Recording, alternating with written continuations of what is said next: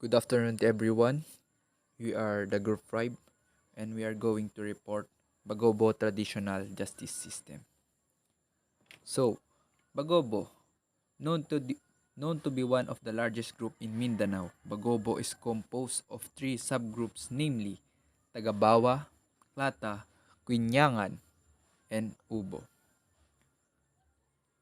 Bagobo territory has extended from the Gulf of Davao del Sur up to mountains of Mount Apo. The, the Bagobo community is composed of four different kinds of people. Here is the first one is Datu, the chief of community leader and peacemaker. Datu is not inherit but it is appointed by the community based on social standards and influence. The second one is Magani, soldier of the community. They are appointed by the Datu to defend and protect the territory from opposite tribes. Mabalian, people who communicate with spirit. People in the community believes that spirit taught them how to cure ailments. And the last one is Alang. They are, they belong to the poorest and lowest classification of people in the community.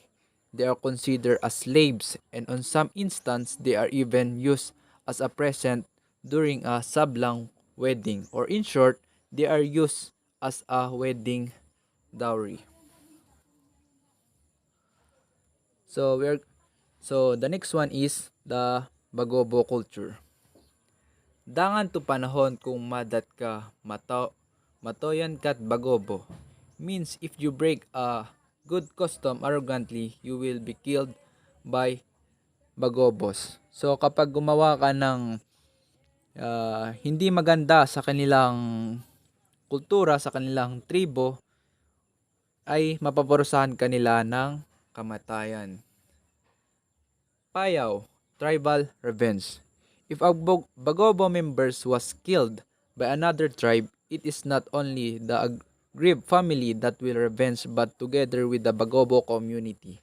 They will conduct payaw, tribal revenge. Beside this savage act, Bagobo is a group of people who is known to have a good character.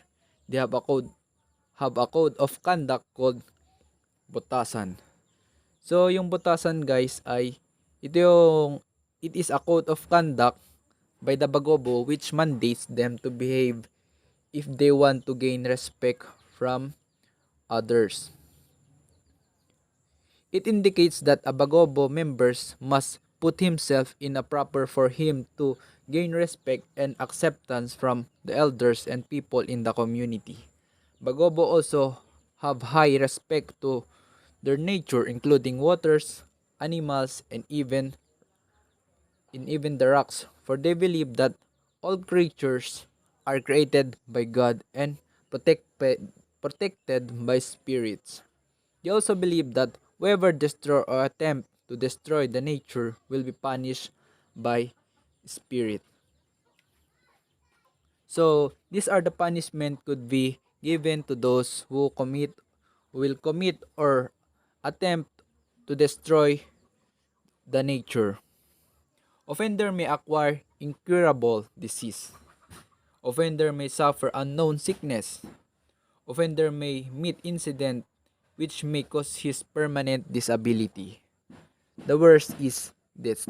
So itong apat na to, ito yung mga punishment na pwedeng makuha ng isang tao na gustong sirain itong kanilang nature.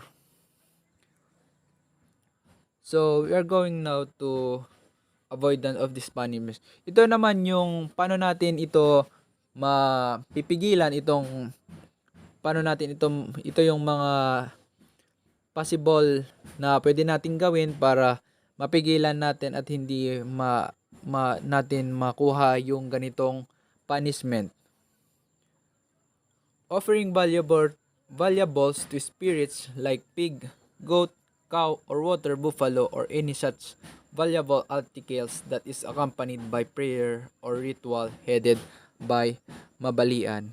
So, gumagawa sila ng ritual, nag-offer sila ng mga ng baboy or goat, cow, water or buffalo para magbigay ng peace sa kanilang nagawa para hindi sila tuluyang maparusahan ng mga espiritu.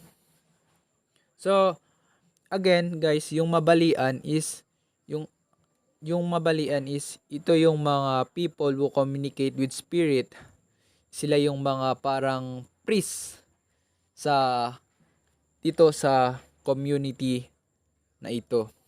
Bagobo justice system. Whenever there is dispute between two parties who live within the Bagobo territory, it must immediately be endured to the Datu. The Datu will determine the truthfulness of the allegation, and if proven, the Datu will summon the elderlies by beating the gong. The sound of it indicates that there is an important announcement given by the Datu to the community.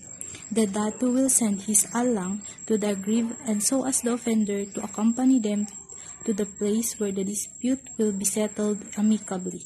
The Datu will act as an arbiter together with the elderlies to minimize the differences and will impose fines and punishments. Bagobo's flow of justice system. During the olden days, whenever there is a dispute or disorder on two families who live within the Bagobo territory, they must endure it to the Datu. When the Datu is already informed about the dispute and has proven that the allegation of the aggrieved party is barely a fact, he must summon the elders by beating the gong. The sound of the gong sends information to the people in the community that they must gather in a certain place because there is a very important information that the Datu will announce. On the other hand, the Datu will send his alang to the aggrieved party, some of the offender to escort them to the place where the dispute will be settled. The way on how the Bagobo settle dispute is kin or relatively the same with that of so-called Badong of Kalingas. In the old days, all conflicts were brought to the hand of the tribal chieftain or Datu. The Datu was generally the oldest member of the community and the wisest. He has all respect by every member of the community. As children obeyed their parents, every member of the tribe obeyed the Datu or the Timuay. In Bagobo justice system and Bagobo flow of justice system tells that Datu is the one who is on duty to correct the misdeed of his or her constituents through the intercession of the Timuay. The one who is at the fault offers to aggrieve. For light criminal cases, even if the dispute is settled, the offender must offer valuable articles such as palihuma, sword, kuda, horse, and others to be accepted by the family of the aggrieved party. So kahit na nasettle ang isang pagtatalo, the offender must offer valuable articles para sa party na naagrabyado. Trial by ordeal. Ordeal is mahigpit na pagsubok. So if there are two offenders who puts blame on each other, the Bagobo community and the Datu will cause the two parties to undergo an ordeal, like grabbing a stone inside a boiling pot of rice, and whoever fails to do the task will be presumed to have committed the crime. So dito is yung the community of the Bagobo and the Datu will be the cause or the witness of the ordeal. So the one who will not grab the stone inside a boiling pot of rice is the one who committed the crime. On murder and incest, there are considered as grave criminal offenses and are punished by death, with a special exception. For example, When a husband caught her wife with her lover having sex intercourse, the husband can kill his wife and her lover, but he must embed or ibaon the weapon into the bodies of the deceased as a proof to avoid revenge from the family of the deceased. So there will be no penalty to be imposed by Datu since it is the wife's own act. But for us, mali ang pumatay and we should know how to control our anger to avoid that crime.